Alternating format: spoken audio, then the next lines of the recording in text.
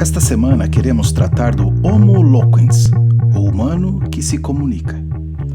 Há um divertido ditado latino que diz Homo loquax, homo mendax, que pode ser traduzido por homem falador, homem mentiroso. Nesses tempos de fake news, temos visto como essa nossa capacidade de comunicação pode construir e pode destruir mundos. Para podermos compreender melhor a nossa capacidade comunicacional, vou emprestar mais algumas palavras do filósofo, teólogo e educador Rubem Alves. Aspas. Vou começar de longe, falando de uma vespa famosa e conhecida que pode ser vista pelos campos numa eterna caçada que se repete há milhares de gerações. A vespa procura uma aranha. Trava com ela uma luta de vida ou morte. Pica-a várias vezes, paralisando-a viva. Arrasta-a então em defesa para o seu ninho um buraco na terra. Deposita os seus ovos. Depois disso, sai e morre. Tempos depois nascem as larvas que se alimentarão da carne viva da aranha. Crescerão sem ter nenhuma mestra que lhes ensine o que fazer. A despeito disso, farão exatamente o que fizeram a sua mãe, sua avó e todos os ancestrais por tempos imemoriais. Programada perfeitamente para viver e morrer. No seu corpo se encontra silenciosa a sabedoria que passa de geração a geração. Vida sem problemas novos, sem angústias ou neuroses. Nós, seres de programação biológica atrofiada, encolhida, restrita. Verdade que ela, a programação, diz o bastante sobre aquilo que deve ocorrer dentro de nossa pele. As criancinhas continuam a nascer, na maioria das vezes perfeitas, de mães e pais que nada sabem. Mas a sabedoria dos nossos corpos nos diz muito pouco, se é que diz alguma coisa sobre o que fazer por este mundo afora. Tanto assim que os humanos tiveram que inventar os seus programas de vida. Da nossa inferioridade biológica surgiram os mundos da cultura. E diferentemente da vespa, que é vespa por nascimento, sem escolha, a nossa humanidade é uma invenção. Não existe uma natureza humana, no sentido de uma essência biológica fixa. Nós nos tornamos humanos trilhando os caminhos que as culturas estabeleceram. Acontece que tais receitas culturais de humanidade não entram em nossos corpos e não se transmitem biologicamente. Elas só são preservadas e transmitidas na medida em que contamos às gerações mais novas sobre nosso jeito típico de existir. Nossos mundos existem graças ao poder da fala. Alguém viu e sabe. Este alguém descreve para quem não viu ainda, não sabe ainda. E assim aquilo que os olhos não viram vai aos poucos tomando forma na mente dos que ouvem. Ah, mundo nascido da atividade docente de um sem número de pessoas que, sem diplomas em educação, ensinam sem saber como e assim constroem mundos.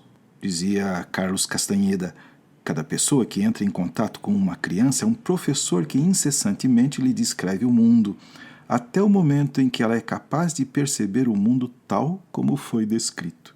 E pais, mestres, párocos, pastores, profetas, conselheiros, líderes políticos e todos os outros significativos, através da sua fala, vão descrevendo, criando olhos, formando mentes, solidificando realidades. O falado instaura o mundo. Os olhos sucumbem perante o poder da palavra. Wittgenstein, o filósofo matemático, dizia em seus Tractatus Lógico-Filosóficos: os limites da minha linguagem denotam os limites do meu mundo. Claro que pedras, árvores e estrelas existiam muito antes que qualquer palavra lhes tivesse dado um nome. Mas é somente no momento em que o homem, o humano, os batiza com um nome que o mundo humano vem a existir. O mundo em que se dá o nosso comportamento, seja um sacrifício num altar, seja uma revolução que muda a direção da história, é o mundo estruturado pela linguagem.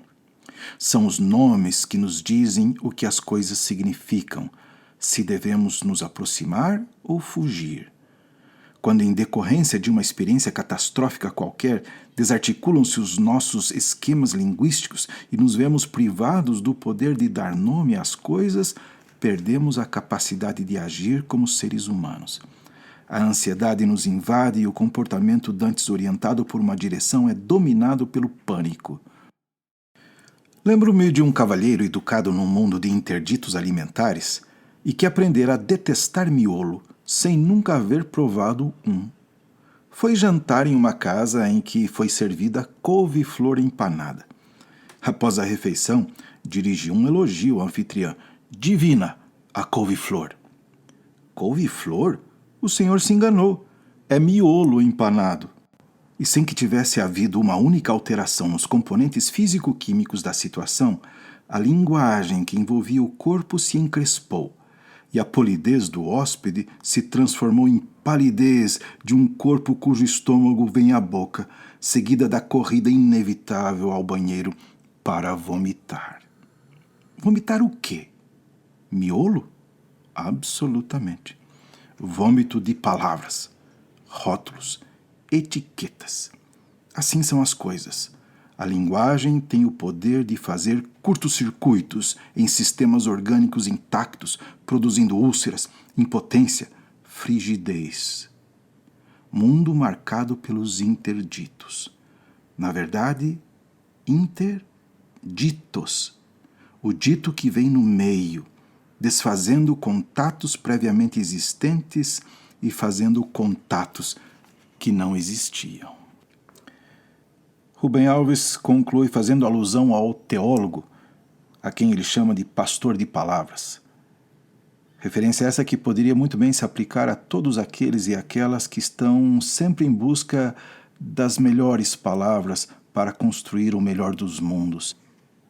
A seu respeito, ele afirma, ele e ela, apacenta as palavras com amor, porque sabe que elas vivem e sairão por aí de boca em boca, fazendo coisas, quebrando feitiços, abrindo olhos que não enxergavam, fortalecendo joelhos fracos e trêmulos, dando coragem, desenhando horizontes. Sobre tudo isso, desenhando horizontes, porque é lá que vivem as esperanças e é para lá que caminhamos. Bons estudos.